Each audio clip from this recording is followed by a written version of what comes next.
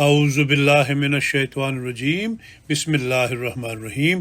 دعائے مستجاب، روزنامہ الفضل انٹرنیشنل، ہفتہ 9 ستمبر 2023۔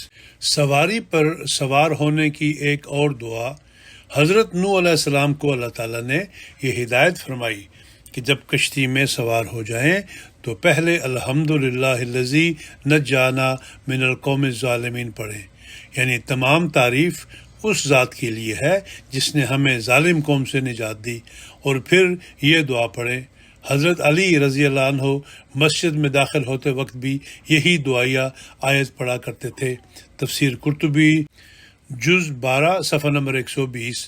رب انزلنی منزلا مبارکم وانت خیر المنزلین، المومنون آیت نمبر 30۔ ترجمہ: اے میرے رب، تو مجھے ایک مبارک اترنے کی جگہ پر اتار، اور تو اتارنے والوں میں سب سے بہتر ہے۔